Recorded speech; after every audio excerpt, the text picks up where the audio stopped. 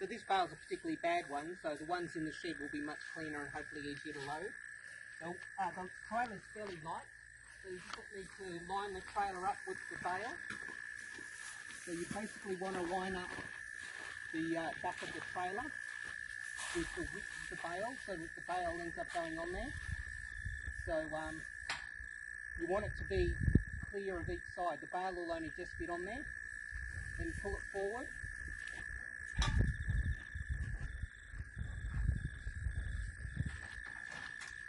And so the back of the trailer is actually the ramp for the bale to go up like that. So just here, the trailer has a little leg on it, and this helps you bring the car to it. Now this is a little bit fiddly here, but there is a pin that goes through here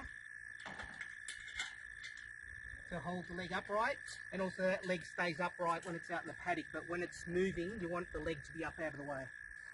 So then we just push it straight back the way we lined it up, so it tucks straight into the bale like that. Then we back the car up and hook it up, because we need the car on here, otherwise the trailer will flip over when you put the bale on. So it has to be hooked up to the car before you put the bale on.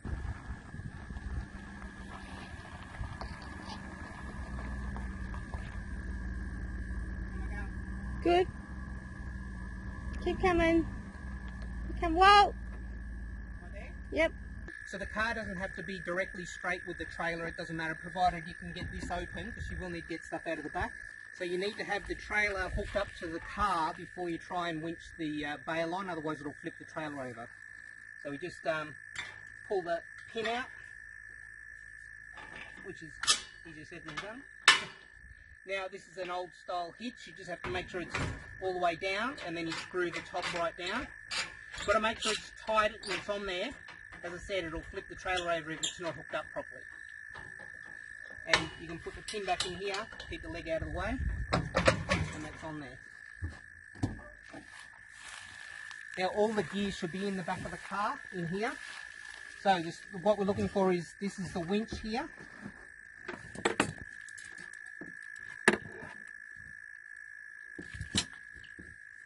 And that's a spike to go into the bale, and we'll show that in a sec. So what we need to do is we need to put the plate onto the tow hitch here, and that'll hold the winch in place. Then we line the 3 holes in the winch, these here, with these 3 pins. So we just drop that on there. So we drop that on there and then push it forward, and you can see that locks in place. Okay.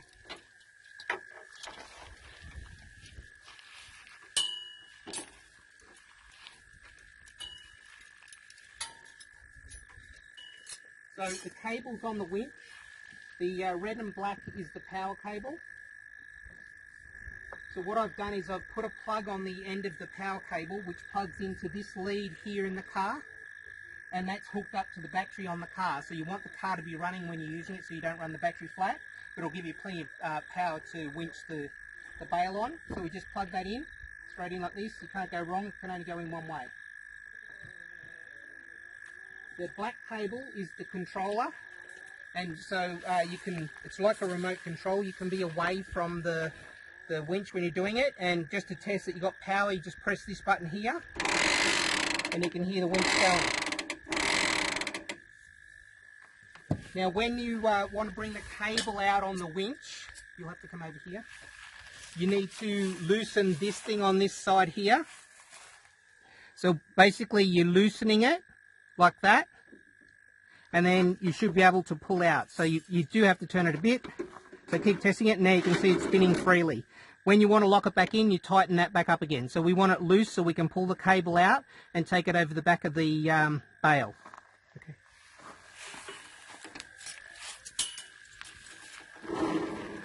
So with the winch free, so you can pull it out, you pull the cable out, and you pull it over the back of the bale. Don't pull too hard, it will overrun. So you just want to pull as much as you need. So we've got a couple of spikes. This spike here, it's a little bit bent, but we'll try it anyway. If the bale is nice and dense, this one will work. Otherwise, there's another one in the car I'll just show you, which is a star picket, and you have to hammer it in.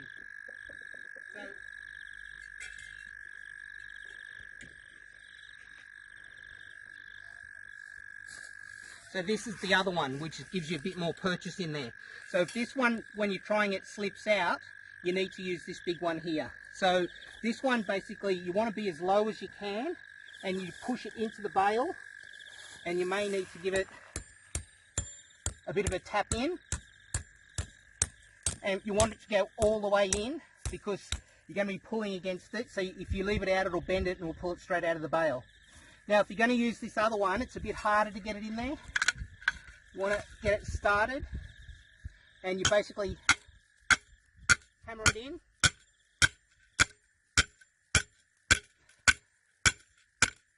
As you can see, it's a bit more work.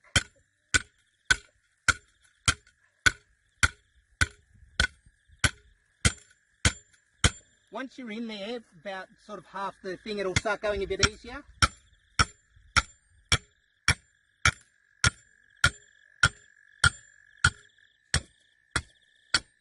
And again,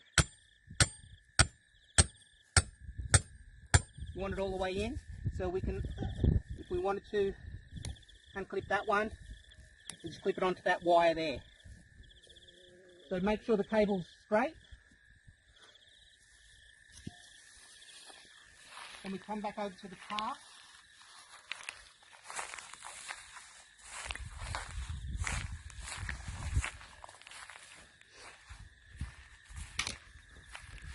And we tighten the thing on the side here to make sure that the cable will pull, so we tighten that back up, not too tight, otherwise you won't undo it later.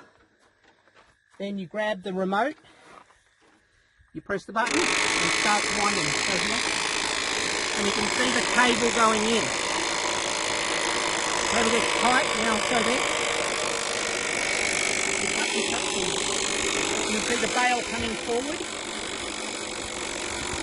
So if you've lined it up properly, it should just wind it straight onto the trailer now, provided the spike doesn't pull out.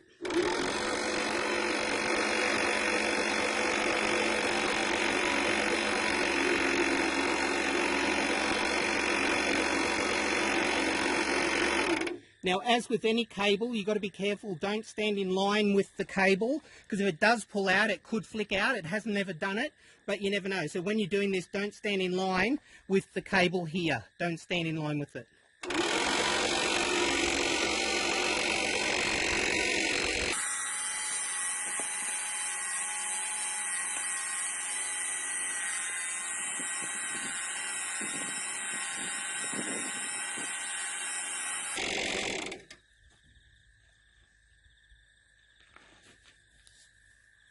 Now, because this bale's a bit wonky and it's been eaten by the cockatoos, it's going on a little bit crooked.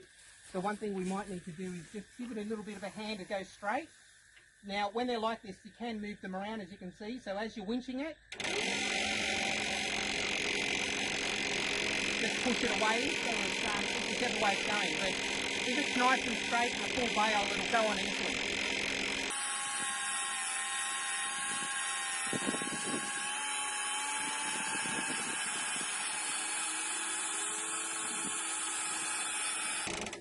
Now you want to pull it as far forward as you can so that you can get the gate closed. Now some of these have gone a little bit wonky because of the cockatoos, so the gate will be harder to close unless it's all the way forward.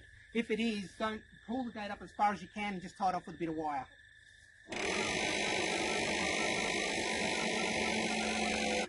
You can see it's starting to pull the pin out now. So that's as far forward as it's going to go.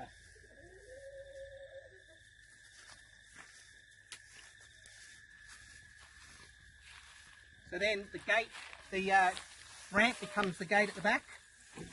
And you can see this one's a bit awkward, so it needs a bit of a push to go forward.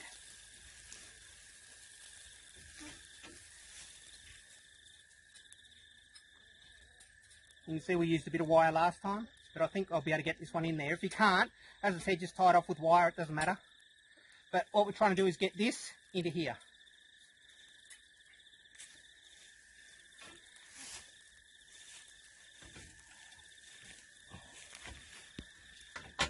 Like that. A bit easier with two people maybe. And then the same on the other side.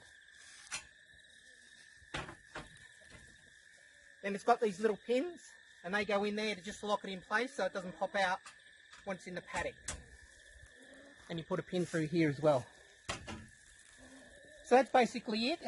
When you take it out to the paddock, now you're just going to tow it behind the car. Keep in mind, the trailer's only got little wheels, so you want to go slow.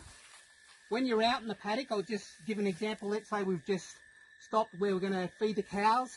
Leave the mesh on there. The cows will eat around it. What you want to do is drop the legs down. So you can see there's a pin here holding that leg up, so when you're travelling it's up. Just pull it out, let it drop to the ground. And then there's various holes here. Just get it the firmest one, and you might even try lifting the trailer a little bit just to lock it in place. And you put the pin right through. There's another one of them on the other side to lock them both down. And then on the car, obviously this would have all been removed already.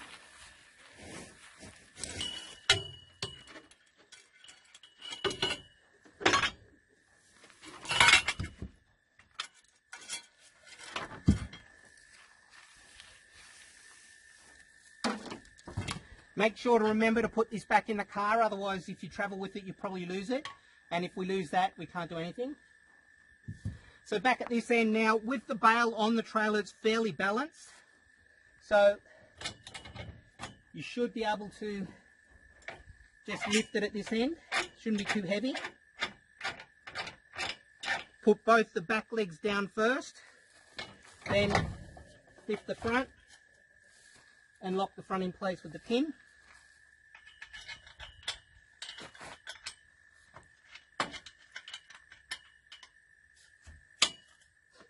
And then there's a little pin that goes through the bolt.